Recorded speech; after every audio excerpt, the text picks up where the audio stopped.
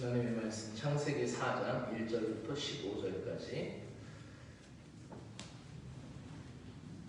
제가 먼저 하겠습니다. 아담이 그의 아내 하와와 동침하매 하와가 임신하여 가인을 낳고 이르되 내가 여호와로 말미암아 등남하였다 하니라. 그가 또 가인의 아우 아벨을 낳았는데 아벨은 양치는 자였고 가인은 농사하는 자였더라. 세월이 지난 후에 가인은 땅의 소산으로 제물을 삼아 여호와께 드렸고 아벨은 자기도 양의 첫 새끼와 그 기름으로 드렸더니 여호와께서 아벨과 그의 제물은 받으셨으나 가인과 그의 제물은 받지 아니하신지라. 가인이 몹시 분하여 안색이 변하니 여호와께서 가인에게 이르시되 내가 분하여 함은 어찌 됨이며 안색이 변함은 어찌 됨이냐. 내가 선을 행하면 어찌 낯을 들지 못하겠느냐. 선을 행하지 아니하면 죄가 문 앞에 엎드려 있느니라. 죄가 너를 원하나 너는 죄를 다스릴지니라. 가인이 그의 아우 아벨에게 말하고 그들이 들에 있을 때 가인이 그의 아우 아벨을 쳐 죽이니라. 여호와께서 가인에게 이르시되 내 아우 아벨이 어디 있느냐. 그가 이르되 내가 알지 못하나이다. 내가 아우 지키는 자이니까. 이르시되 내가 무엇을 하였느냐. 내 아우의 목소리가 땅에서부터 내게 호소하느니라. 땅이 그 입을 벌려 내 손에서부터 내 아우의 피를 받았은즉 내가 땅에서 저주를 받으리니 내가 밭을 갈아도 땅이 다시는 그 효력을 내게 주지 아니할 것이요 너는 땅에서 피하며 유리하는 자가 되리라. 땅이 입을 벌려 내 손에서부터 내 아우의 피를 받았은즉 내가 땅에서 저주를 받으리니. 네. 가인 13절입니다. 아 13절이요? 네. 지금 11절 하셨어요. 네, 제가 12절 13절 할 차례요? 네. 네. 가인이 여호와께 아뢰되 내 죄벌이 지기가 너무 무거우니이다. 주께서 오늘 이 지면에서 나를 쫓아내시온즉 내가 주의 낯을 배웁지 못하리니 내가 땅에서 피하며 유리하는 자가 될지라. 물은 나를 만나는 자마다 나를 죽이겠나이다. 담기합니다. 여호와께서 그에게 이르시되 그렇지 아니하다. 가인을 죽인 자는 벌을 7배나 받으리라 하시고 가인에게 표를 주사 그를 만나는 모든 사람에게서 죽임을 면하게 하시니라. 아멘. 오늘 말씀의 제목을 따라합시다. 경쟁 시대 속에 살아가기. 경쟁 시대 속에 살아가기. 예. 서간이 얘기한 대로 사간에 잘 갔다 왔어요. 사간에 갔는데 사간님들도 제 정극을 이해하지 못해서 왜 가냐고 나도 모르겠다. 그런 얘기를 하고 왔어요. 이런 그림 많이 보셨죠? 굉장히 익숙한 그림이고 이 그림은 경제학에서도 쓰이고 또 상담학이나 심리학에서도 쓰이고 또 이것은 인문학 과정 가운데 굉장히 중요한 그림의 좌표가 됩니다. 이쪽에 있는 거는 똑같은 상자에 사람들이 세 사람이 올라가서 야구장을 구경하죠. 그죠? 근데 키 큰 사람은 보기가 쉬워요. 이 사람은 여기 있는 청소년 겨우 봐요. 어린이는 안 보여요. 그죠? 여기에 있는 사람들한테 제공된 거는 똑같은 거죠. 그죠? 공평하게 제공된 거죠. 공평하게 제공된 거예요. 저쪽에 있는 사람은 세 사람이 다 뭐를 보고 있어요? 야구 경기를 보고 있어요. 그죠? 저쪽도 상자는 똑같이 몇 개예요? 세 개죠. 그죠? 똑같이 세 개인데 이쪽에 있는 사람은 상자가 없어도 볼 수 있고 가운데 있는 청소년은 상자가 하나 있어야 볼 수 있고 또 저 밑에 있는 막내는 상자가 2개 있어야 볼 수 있어요. 각자의 형평성에 맞게 제공된 거예요. 그렇죠? 책 제목 가운데 이런 책 제목이 있었어요. 저도 이 책은 아직 읽진 않았어요. 근데 공정하다라는 생각인데 어찌 보면은 이게 능력주의가 모든 사람에게 기회를 제공한다라는 착각이 잘못된 거다라는 그런 이 책의 저자가 이런 내용이 담겨 있는 책입니다.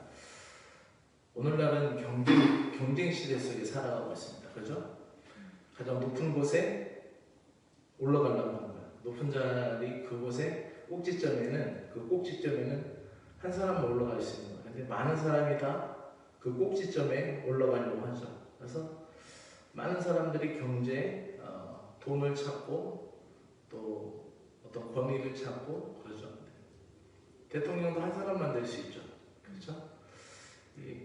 어떤 꼭지점에 도달하기까지 수많은 노력과 경쟁이 있죠. 그래서 그 꼭지점에 올라가려고 자기의 상대, 경쟁 상대는 다 쳐내는 거예요. 경쟁 상대는 다 쳐내고 더 막 밀어내고 모함하고 험담하고 무시하고 왕따시키고 이런 게 이제 오늘날 경쟁 시대 속에서 일어나는 그런 보편적인 일입니다. 능력주의라는 말이 똑같은 똑같이 기회가 제공된다고 하지만은 그리고 이 성과주의 어떤 성과물을 요구할 때 능력주의에 입각하여서 성공한 사람들, 성과를 많이 낸 사람들을 갖다가 쓴다고 하지만은 만약에 이렇게 출발하면 어떤 사람이 유리해요? 가운데 있는 사람이 유리하죠. 그렇죠. 예. 그 100m를 뭐 9초 얼마에 뛰는 그 무슨 볼트? 우샤인 볼트하고 저하고 달리기를 하면 제가 이길 수 있는 방법은 제가 한 100m 달리기 할 때 한 60m 정도 앞에 나와서 뛰었는데요. 그 달리기는 거 보면 대단하더라고요. 나중에는 뛰면서 전광판에 자기가 얼마의 시간이 걸렸는지 이렇게 쳐다보면서 뛰더라고요. 그런 여유가 있는 거예요. 대단한 거죠. 대단한 건데 출발 선상이 달라요. 어떤 집의 자녀는 영어학원도 다니고 수학도 과외받고 또 피곤하면 비타민도 주고 먹을 것도 영양분도 골고루 주고 아무래도 금수저가 더 공부하기 쉽죠. 옛날에는 못 살고 어려운 사람들이 개천에서 욕난다고 공부하고 그랬는데 요즘은 잘 먹고 잘 사는 아이들이 공부도 잘해요. 좋은 학습지들 또 좋은 과외, 좋은 사교육을 받기 때문에 그렇겠죠. 자, 오늘날의 이 시대 속에서 굉장한 경쟁 시대, 경쟁의 과정 가운데 있습니다. 오늘 이제 사관회 하면서 오늘은 자유롭게 뭐 리프트도 타고 오늘은 뭐 누진가 그것도 타고 막 그랬어요. 어제는 하루 종일 그냥 앉아가지고 너무 오래간만에 또 하루 종일 앉아있으니까 힘들다고 사관님들 막 그랬는데 그러면서 어떤 나이 많이 드신 은퇴 이제 2년밖에 안 남은 그 사관님이 한 분이 그러시더라고요. 아유, 가서 교인들한테 잘해드려야 되겠네. 와가지고 그 앉아있는 거 얼마나 앉아있는 게 이렇게 힘든 건지 몰랐대고 잘해드려야 되겠다고 막 그런 얘기를 하더라고요. 근데 거기에서도 어떤 젊은 사관이, 후배 사관이 나한테 막 그런 얘기를 해요. 왜 사관님이 그 영문을 안 가고 더 어렵고 힘든데 또 그런 데 갔냐 막 이런 얘기 막 해요. 그러면서 누구는 또 사령관한테 잘 보여서 거기에 내려 박히고 막 이런 얘기를 해요. 그래서 제가 그 친구한테 후배한테 어떤 얘기를 했냐면 이런 얘기를 해줬어요. 제가 요즘 기도하면서 느끼는 거예요. 세상 사람들은 돈을 더 많이 벌고 부자가 되고 그리고 높은 자리로 가는 것을 영전했다, 성공했다, 출세했다라고 얘기한다.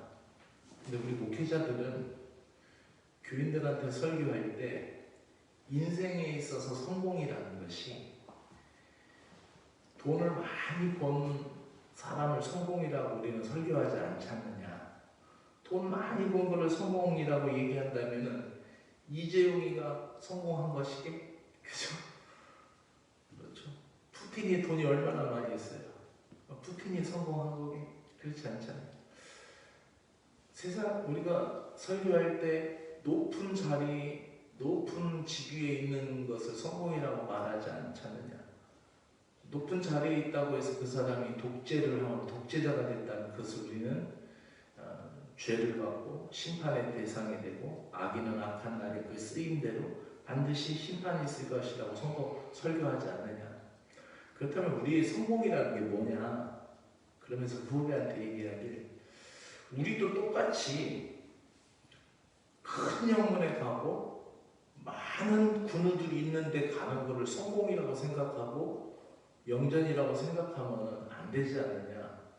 나는 오히려 이 발령을 받고 이곳에 있는 교인들을 위해서 기도하면서 후임자를 위해서 기도하면서 또 내가 갈 영문이 또 시골 영문이지만 그 영문을 위해서 또 기대하며 또 하나님이 역사하실 걸 난 믿으면서 그렇게 나는 기도하고 있다. 그래서 내가 이 정근을 받고 며칠을 암담했지만 이 시간을 통해서 하나님을 더 붙들고 하나님께 더 가까이 갔으니까 나는 성공한 거다. 아멘. 이렇게 얘기를 했어요. 그랬더니 그 후배사관이 눈물을 이렇게 머금으면서 저를 안아주더라고요. 그래서 우리의 성공이라는 것은 세상의 성공과 다르다라고 고백하고 다르다라고 또 목회자도 설교하는데 우리가 거기서 매이면 안 되지 않을까 이런 생각을 해요. 제가 22개월 전에 여기 왔을 때 여러분들에게 가장 많이 했던 메시지, 설교, 찬양 어떤 단어였는지 기억하세요? 소망이라는 단어를 많이 하시잖아요. 말씀드렸죠. 그리고 하나님이 재혼 영혼에 새 일을 행하실 거다. 그렇게 말씀드렸죠. 근데 또 후임사관님을 통해서도 또 새 일을 행하실 줄로 믿습니다. 아멘. 그러니까 우리 이 영문을 서울제일영문하고 똑같이 생각하면 안 돼요. 똑같이 생각하면 안 돼요. 그리고 이 영문을 대전중앙영문하고 똑같게 생각하면 안 돼요. 여기에는 금쪽 같은 여러분들의 믿음의 고백과 신앙이 담겨 있어요. 그래서 주님 앞에 갔을 때 얘가 진짜 성공이에요. 아멘. 그죠? 여기에서는 우열이라는 비교 의식이 그거는 보여지는 수치고 그리고 수학적인 산수적인 수치에 불과한 거예요. 그거는 정말 진짜 성공은 아니에요. 그러니까 옛날에 제가 천목회지 이천에서 가가지고 차를 처음에 딱 사놨어요. 그 그레이스라는 그때 당시 한 1,000만 원 했는데 그걸 한 대 딱 사놨더니 지방장관님이 그런 표현을 했어요. 그때 당시 지방장관님이 어떤 표현을 썼냐면 2000년문에서 수용차를 산 거면은 서울제일영문에서 헬리콥터를 산 거하고 똑같다고 그랬어요. 그런 말씀에 견주어서 여러분들이 이 교회를 섬기시는 것은 누디아와 같은 것이고 그리고 여러분들이 이 교회에서 섬기시는 것은 마치 초대교회의 사도들이 교회를 사랑하고 지키는 것과 같은 줄로 믿습니다. 아멘. 그러니까 비교하고 경쟁하는 거에서 우리는 물러나야 돼요. 자, 그렇다면 오늘 말씀의 핵심과 요지가 이건데 경쟁 시대 속에서 우리가 살아간다라고 할 때 이 소유와 경쟁심은 우리의 평정심을 흐트러 놓기가 쉽습니다.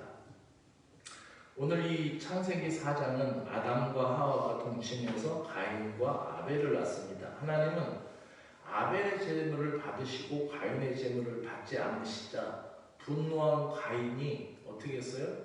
아벨을 죽입니다.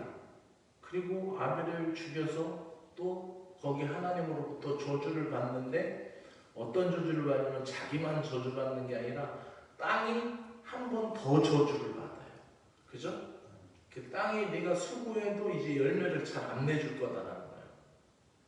그래서 이 우리가 흙으로 지음받았기 때문에 이 땅과 우리와의 관계가 아주 밀접한 신앙적인 관계가 형성이 되어 있어요. 그래서 무거운 형벌을 때문에 이제 두려워하니까 하나님 앞에 너무 무겁다고 하니까 불평하니까 그 주제에 하나님 어떻게 가인에게 표를 주셔서 이마에게 표를 주셔서 그를 보호하시는 모습이 나오죠. 이 1절부터 12절까지는 소유와 경쟁의 비교에 대해서 나오는데 경쟁에 대해서 하나님을 떠나 죄 속에서 살아가는 인생의 참담한 모습들이 나와 있습니다.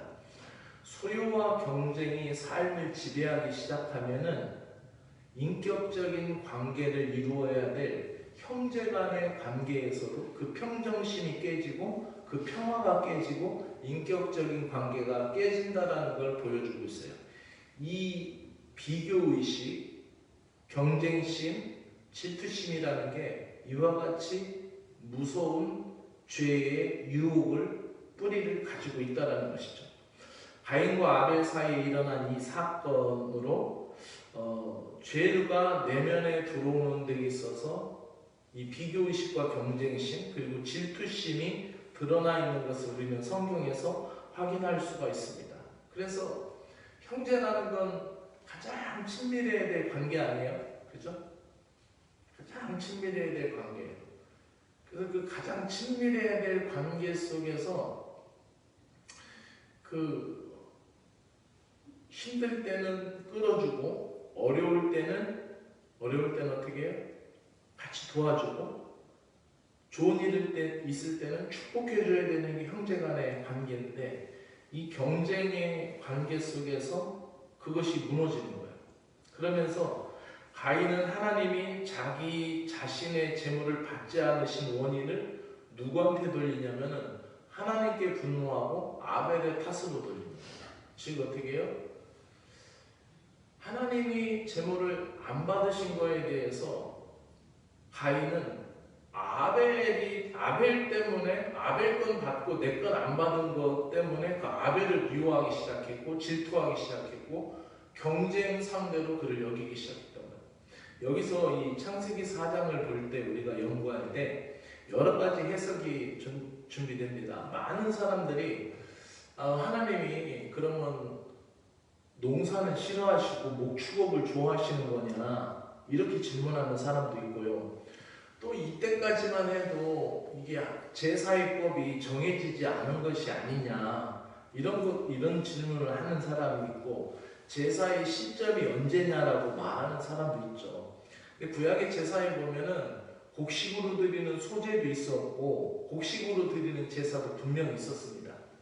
그리고 역시 비둘기나 양이나 소로 염소로 드리는 제사도 분명히 있었어요.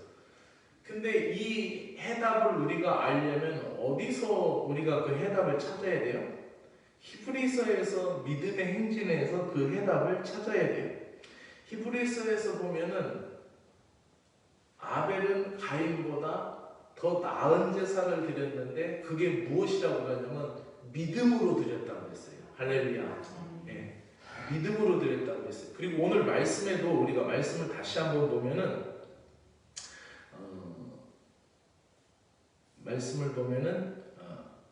여기서부터 다시 한번 봅시다. 아벨은 자기도 양의 첫 새끼, 그러니까 세월이 지난 후에 가인은 땅의 소산으로 제물을 삼아 하나님께 드렸고 아벨은 자기도 양의 첫 새끼와 그 기름으로 드렸더니 여호와께서 아벨의 제물은 받으셨으나 가인과 그 제물은 받지 아니하신지라 가인이 몹시 분하여 안색이 변하니 요 텍스트로만 딱 놓고 보면은 지금 어떻게 해요? 하나님이 목축업은 기뻐하시고 농사는 별로 안 기뻐하신다 이렇게 생각할 수 있고 어떤 행위적인 것만 볼 수 있어요. 그렇죠? 근데 여기서 드러나 있는 것은 중요한 것은 이 본문만 놓고 볼 때는 우리가 참 이해하기 어렵고 해석하기 어려운 부분이 있어요. 근데 하나님이 그 다음 부분에 뭐라고 얘기하시냐면 여호와께서 가인에게 말씀해요. 뭐라고 말씀합니까? 시작. 여호와께서 가인에게 이르시되 내가 분하여 하면 어찌 됨이며 안색이 변하면 어찌 됨이냐.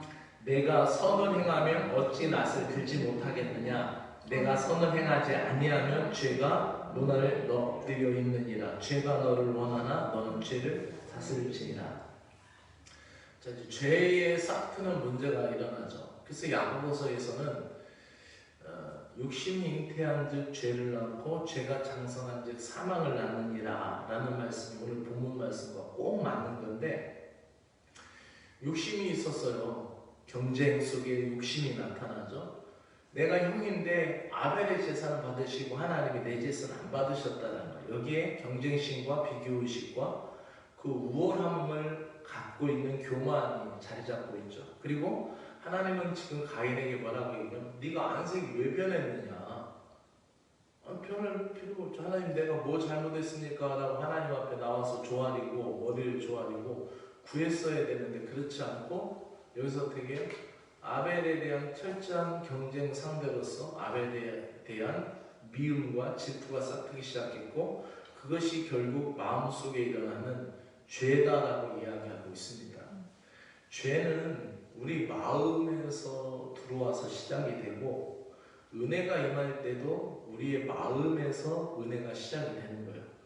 그러니 마음을 다스리는 자가 성을 다스리는 자보다 낫다라는 잠언의 이치를 우리는 그대로 믿음으로 받아들입니다. 그러면서 여기에서 그 마음속에 안색이 변했다라는 것은 마음이 지금 요동치고 있다라는 거예요. 마음이 굉장히 불편하다라는 거예요. 그리고 그 마음속에서 이미 죄가 시작된 것은 이미 욕심과 질투심과 경쟁의식이 같이 표현되어 있다는 거죠. 그래서 이제 그 8절부터는 그것이 이제 쳐 죽인 그 이야기가 나옵니다. 여기서 우리가 이 말씀을 할 때 가인은 하나님이 제물을 받지 않으신 원인을 아벨의 탓으로 돌렸고 아벨을 들로 끌고 나가서 그를 죽이게 됩니다. 결국 최초의 살인자가 되는 것이죠. 이 소유와 경쟁심에서 우리가 평정심을 찾아간다는 것은 굉장히 중요한 신앙적인 문제이고 질문입니다.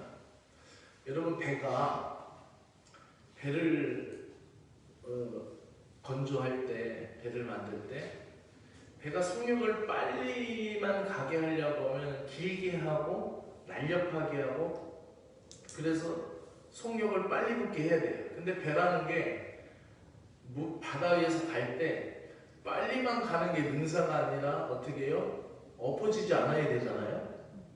그리고 파도가 쳤을 때 그것이 다시 제자리로 와야 그 균형을 잡고 앞으로 나갈 수가 있잖아요. 그걸 복원력이라고 하잖아요. 그래서 이제 그 추를 맞추고 무게중심을 맞춰서 그러고 어떻게 해요?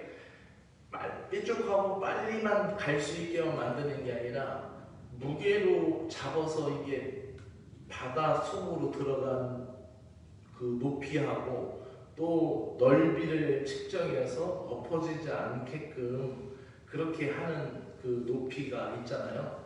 요즘은 이 조선술도 굉장히 발전이 되고 기술이 좋아져서 큰 배 같은 경우는 엄청난 파도가 치고 태풍이 불 때도 이제 막 항해를 합니다. 항해를 하는데 그거를 유지하는 기술들이 있죠. 그래서 우연에서 막 파도가 5m짜리 이런 게 막 치면은 이쪽 반대편 자연에서 이 프로펠러하고 이 들어온 이 물을 막 그걸 컴퓨터로 측정을 해서 그 강도만큼 바람 세기만큼 이쪽에서 프로펠러하고 이쪽에서 물을 계속 쏟아 부어서 이거를 균형을 맞춰요. 그러면서도 이게 맨노트로 측정한 대로 그게 달려나가는 거예요, 배가. 굉장히 중요하잖아요. 근데 우리가 신앙심에 있어서 하나님을 향해 가는데 경쟁심에 매이거나 비교의식에 매이면은 하나님 앞에 나아갈 수가 없어요. 우리 사람들도 그래요. 사람들도 저는 나보다 나이가 벌써 몇 살이나 어리고 기수로는 나보다 10몇 년 차이 나는데 쟤를 갖다가 저기다 앉혀놓고 나는 왜 여기에 있지? 라고 생각하면은 사역하는데 힘 빠지는 거예요. 그거는. 그죠? 거기에 매이면은 사역할 수가 없어요. 하나님 나라 볼 수 없어요. 내가 얼마만큼 말씀의 깊이를 파고 얼마만큼 하나님 말씀 앞에 집중하는가가 그게 관건이 돼야 돼요. 마찬가지예요. 아나니아와 삽비라가 그 아나니아 사도행전에 보면 아나니아와 삽비라의 사건이 있기 바로 그 직전에 전장에 보면은 바나바가 자기의 소유를 다 팔아서 사도들의 발 앞에 갖다 놓으니까 이것이 초대교회의 모든 성도들한테 기쁨이 되고 칭찬이 되고 사도들의 축복과 칭찬이 있었던 걸 보고 어떻게 해요? 아나니아 삽비라도 그거를 받고 싶었던 거예요. 그런데 어떻게 해요? 자기 전 재산을 다 밭을 팔고 나니까 아까워서 그것을 감추게 된 거예요. 그러니까 경쟁심도 있고 질투심도 있는데 거기에 뭐예요? 평정심을 잃어버린 거예요. 신앙이라는 게 그래요.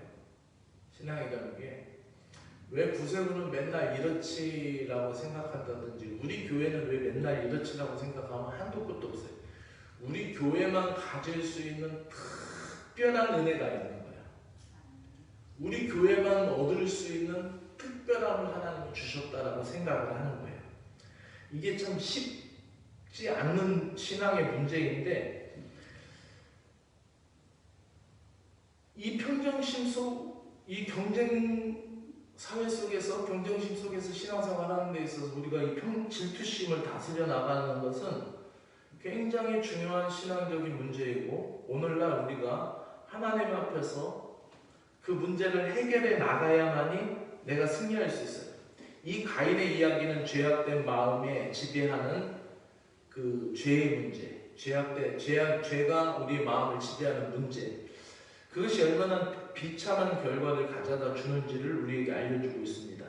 죄를 은폐하거나 그것을 가리고 하나님 앞에서 너의 안색이 왜 변했냐라고 했는데 그거에 대해서 말하지 않고 어떻게 해요? 그걸 숨기고 그 마음을 그대로 갖고 있다가 아우를 들로 끌고 나가서 죽이게 되죠. 그리고 거짓말하고 하나님이 아벨이 어디 있느냐 했더니 내가 아우 지키는 자입니까 하고 시치미를 떼죠.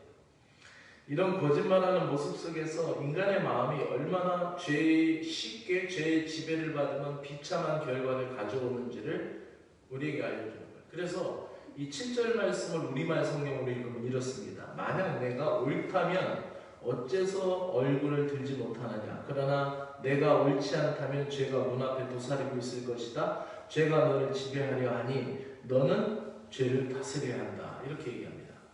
그리고 앞서서 이제 1절, 2절, 3절을 쭉 읽다 보면 거기에서 아벨이 우리말 성경이나 세번역 성경에서는 그걸 인정받았다라는 단어를 씁니다. 인정받았다. 아벨의 제사 인정받았다. 인정받는다라는 단초를 아까 제가 히브리에서 찾았잖아요. 믿음으로 드렸다는 거예요. 하나님이 농사를 싫어하신 것이 아니라 아벨 이 전후 상황을 모두 보면 성경에서 가인은 믿음으로 드리지 않은 거예요. 그러니까 믿음으로 행한다라는 걸 얘기할 때 믿음 속에서 내 마음의 평화를 지키는 것, 내 평정심을 지키는 것, 내 믿음이 하나님 앞에 내가 지켜진다라는 것은 다른 사람을 보는 게 아니라 나와 하나님을 보는 거예요. 믿음에 있어서 믿음의 눈이라는 것은 누구를 보는 거냐면 다른 사람을 본다든지 나의 경쟁 상대를 본다든지 나의 형제나 지체를 보고 왜 저 사람은 가만히 설렁설렁 신앙생활해도 복을 저렇게 많이 받는 것 같은데 왜 나는 복을 안 주시지 하고 그 사람을 보는 게 아니라 내가 하나님을 보는 게 믿음의 눈이라는 거예요. 할렐루야. 그래서 가인의 죄로 인간은 더 깊은 저주와 소외를 받고 이제 땅으로 가인은 쫓겨다니는 신세가 되죠. 아무리 노력해도 땅에서 먹을 것을 얻지 못하고 끝없는 떠돌이 신세가 되고 소외된 자가 되고 만다라는 것이죠. 이 가인이 가졌던 소유와 경쟁의 욕심, 그것은 바로 죄가 잉태하여 부정한 씨앗을 내는 것이고, 그것은 바로 아우를 인격적으로 대하지 못하고 인격적으로 돕는 관계가 아니라 자신만을 생각하는 그 우월함 속에서 가져온 피폐한 모습이었다는 것이죠. 우리가 여기서 이제 말씀을 정리하며 생각해 볼 것은, 하나님의 경고를 듣고도 돌이키지 않는 가인의 마음 상태는 결국 어떤 것이었어요? 평정심을 잃어버리니까 기울기 시작했다는 거예요.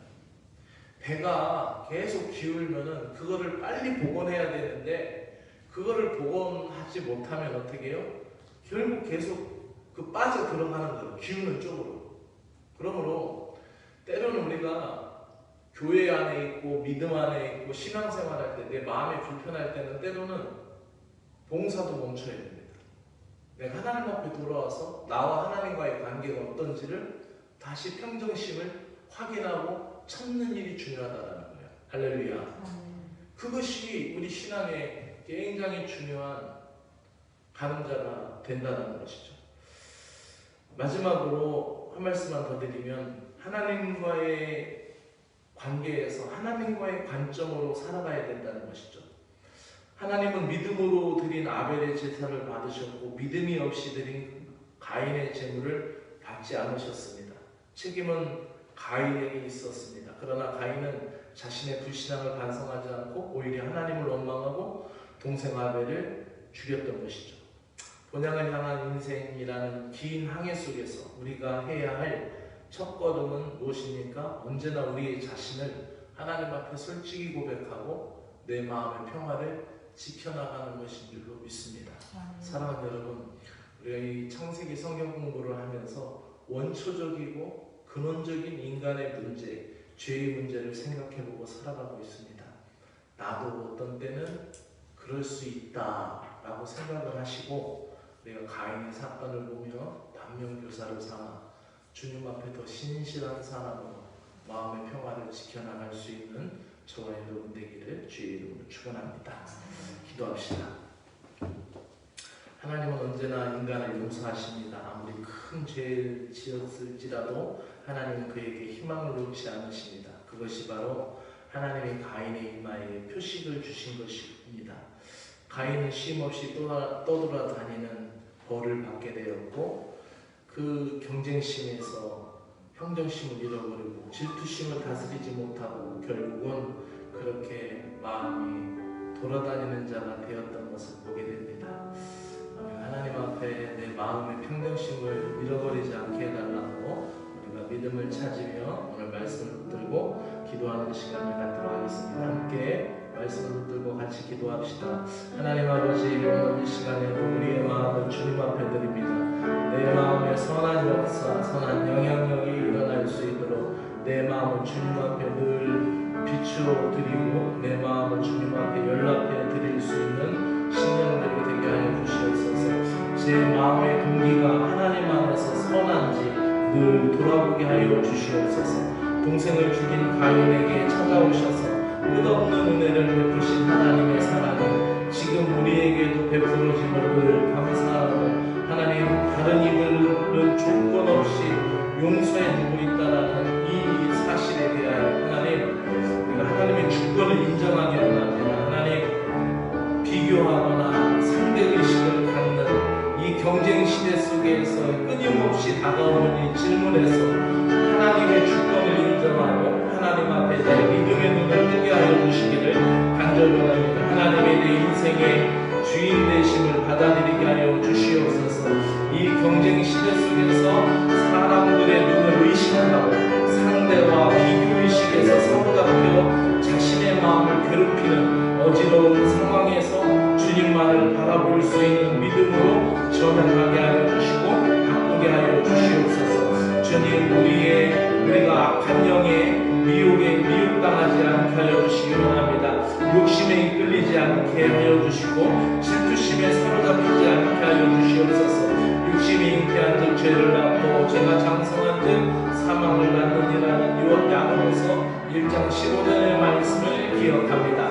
하나님 아버지, 내 마음속에 죄의 쓴뿌리를 제거하게 하여 주시고 하나님, 이 경쟁 사회 속에서 당하는 모든 상처를 벗어나게 하여 주시고 나에게 주신 행복을 생각하며 감사하게 하여 주시고 나에게 주어진 시간과 나에게 주어진 허락된 환경과 나에게 허락된 은사와 달란트에 감사하며 주님께 기뻐할 수 있는 믿음이 되게 하여 주시기를 원하옵나이다.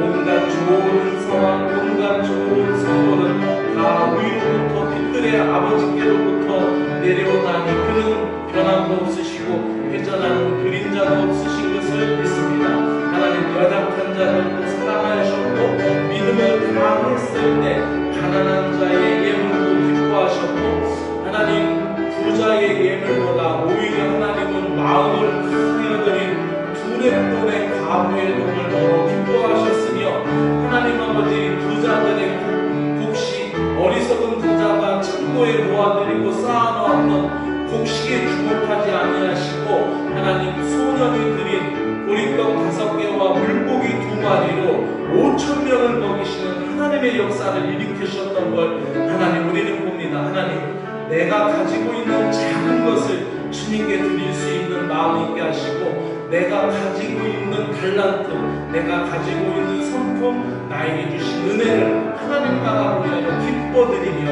감사하며 하나님, 나에게 주신 것을 감사하며 활용하고 사용하고 축복의 길로 갈 수 있는 저들이 되게 하여 주시기를 간절히 원합니다. 이 재원용을 복 주시기를 원합니다. 하나님, 다른 그 어떤 재단에도 주시지 않는 특별함이 있는 재단입니다. 이곳에는 선한 하나님의 역사를 충만히 받은 믿음의 성도들이 있습니다. 신실한 성도들이 있습니다. 하나님의 나라를 갈망하며 하나님을 두려워하며 하나님을 경외하며 하나님을 신실하게 섬기는 믿음의 분들이 존재합니다. 이 재단을 하나님이 기뻐하시고 하나님이 복 주셔서 하나님 아버지 실망하지 않게 하시고 이 재단을 사랑하는 성도들이 실망하지 아니하고 낙심하지 아니하고 주님을 섬길 수 있도록 은혜를 주시기를 원합니다. 성령의 열매를 맺기를 원합니다. 사랑과 희락과 화평과 오래 참음과 자비와 양선과 충성과 온유와 절제와 이 모든 사랑의 몸을 이어갈 수 있는 믿음의 성도들 될 수 있도록 위로하여 주시기를 간절히 원합니다. 우리가 예수님과 함께 우리의 욕심과 우리의 정을 십자가에 못 박았으니 이제 십자가의 능력으로 살게 하시고 부활의 능력으로 살아갈 수 있는 거룩한 성도들 되게 하여 주시옵소서. 우리가 육체로부터 썩어진 것을 거두는 것이 아니라 성령을 위하여 심고 성령으로 말미암아 영생을 거두는 믿음을 성도들 되게 하여 주시기를 간절히 원하옵나이다. 아버지, 주님만이 나의 보배이고 주님만이 나의 생명이고 주님만이 나의 위로이고 주님만이 나의 주인이심을 오늘 믿음으로 고백하며 주님 앞에 달려나가는 거룩한 성도들 되게 하여 주시옵소서. 우리가 선을 행하되 낙심하지 말지니 포기하지 아니하면 때가 이르매 거두리라. 아멘. 이 재단에 또 사랑하는 신령들에게 큰 하늘의 위로를 주시고 낙심하지 않게 하시고 주님이 주신 분복을 감사하며 힘을 다하게 하시고 지치지 않도록 성령께서 위로하여 주시고 말씀으로 권면하여 주시고 주여 붙잡아 주시옵소서. 예수 그리스도의 이름으로 축복하며 기도드리옵나이다. 아멘. 하늘에 계신 우리 아버지여, 이름이 거룩히 여김을 받으시오며 나의 마음씨며 뜻이 하늘에서 이루어진 것 같이 땅에서도 이루어지이다. 오늘날 우리에게 일용할 양식을 주옵시고 우리가 우리에게 죄지은 자를 사주는 것 같이 우리 죄를 사여 주옵시고 우리를 시험하지 말게 하시며 다만 하께서 없소서. 나라와 권세를 영광이 아버지께 영원히 싸움나이다. 아멘.